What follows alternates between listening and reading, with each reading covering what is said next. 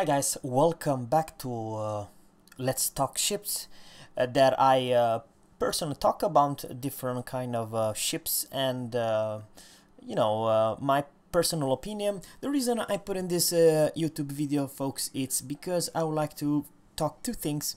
There's most likely, once again, this is not a leak, this is my just personal opinion and personal, how should I, gut feeling that the HMS Hood will be released maybe now Friday and definitely now in the oncoming weekend, because the hunt of the Bismarck it's also starting, and some of their missions there also are involved with HMS Hood, and I do believe the Wargame will release HMS Hood now the oncoming weekend.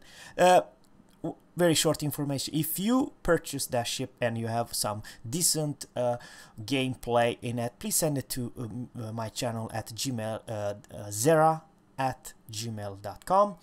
and yeah, I would like you to also feel free to type down some few words what you think about that personal ship, how do you play it.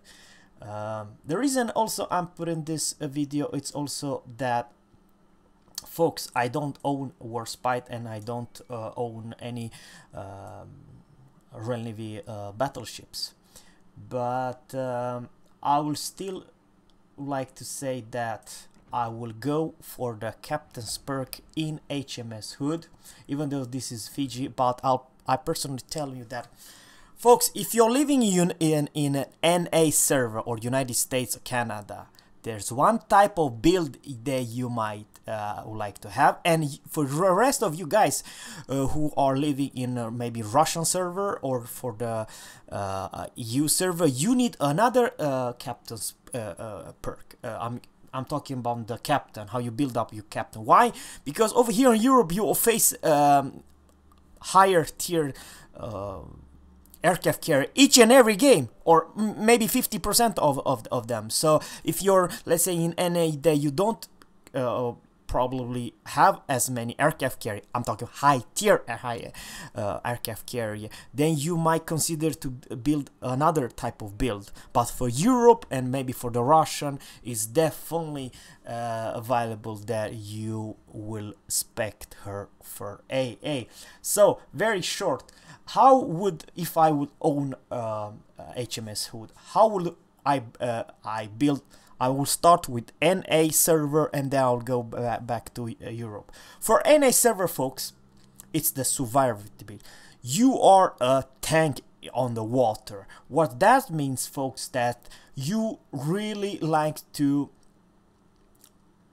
yeah, be the sponge damage receiver for your team, because you have the highest HP pool of any tier 7 battleships. And what would I try to go? Well, build everything for as much as you can stay and survive and stuff like that. So there's not a whole lot. First perk, kind of hard, to be honest with you. This could be a option, but no, it's not. Maybe it's actually detection center of catapult fighter. It might be. It's kind of a not so many picks at level 1. At level 2, folks, you don't even have to dream twice. This is expert marksman. This is what I would put definitely at the second level. On the third, it's actually not that easy, to be honest with you, because there are actually pretty many. But remember, extra heal, extra AA defense would not be a bad pick. So it will be my pick. It superintended. But of course there are several other equipment that you put.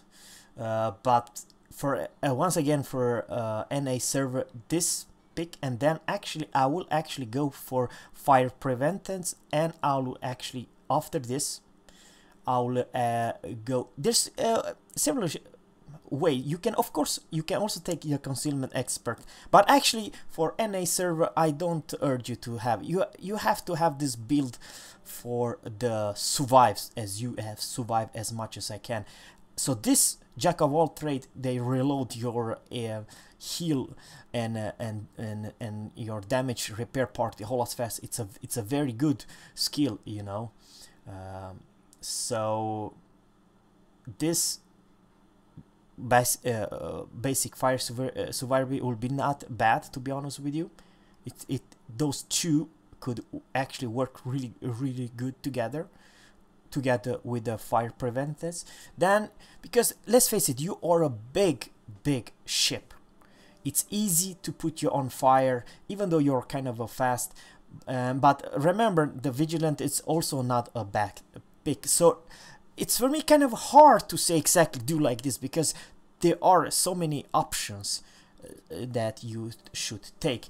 And this build is for NA server. Everything about the survivability, you know. For EU server, folks, it's absolutely this one to have a little bit more help with your to spot and defend yourself, expert marksman. And over here I will still actually go to superintendent, and next one definitely advanced fire training before concealment. Once again, advanced fire training before the concealment, which basically means that your AA bubble, it's a little bit higher, and if you spec her like Flamu did with everything about AA, you will shut down all tier 7, 8 and 9 aircraft carrier like there's no tomorrow, as long as your launcher did not take damage. Because remember, later in the game when you kind of take a lot of damage, they might get wrecked and you don't have as a good AA as at the start.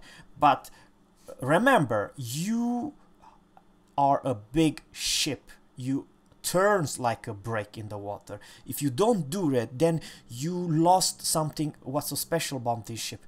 She's the first battleship with AA defense. So for you and maybe for Russian, I do urge you to have advanced firing training. And of course, after that, the vigilant could be absolutely a must. Why do you mean, Zerra? Well, if a kamikaze, you're never gonna believe what I'm saying right now. Kamikaze is a tier 5. If he is within, let's say, 5.5, he's not detected within 5.5, because a good skilled kamikaze our captain or Fiji has 5.4 detection. If he sent the damn fast torps, it's already too late for you to dodge, because you have 910 meters of dodging.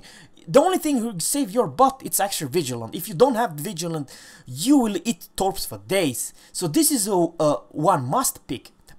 I would go for if I had the HMS HOOD.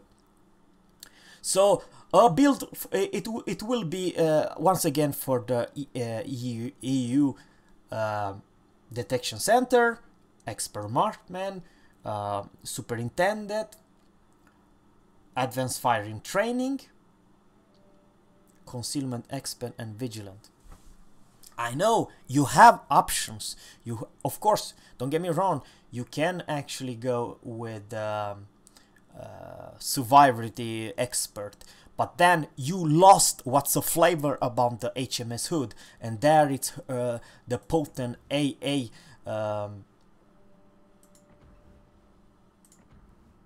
strong AA.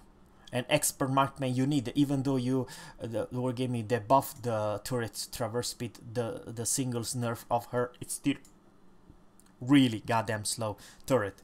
And like Warspite has the worst turret traverse speed, but she also have the fastest turning radius, which basically means when you want to turn and shoot someone, you turn the whole hole together with the guns. So this is how because she's kind of a little, and you know, turns for the battleship on the dime, but with the HMS HOOD you cannot turn. Matter of fact, you are stuck with a long turning radius, and that makes her why you need that vigilant in that particular battleship. So please let me know, folks, what do you think about my advice to you regarding the captains. Of course, there's several way to go, but this is what I would choose if I would own her.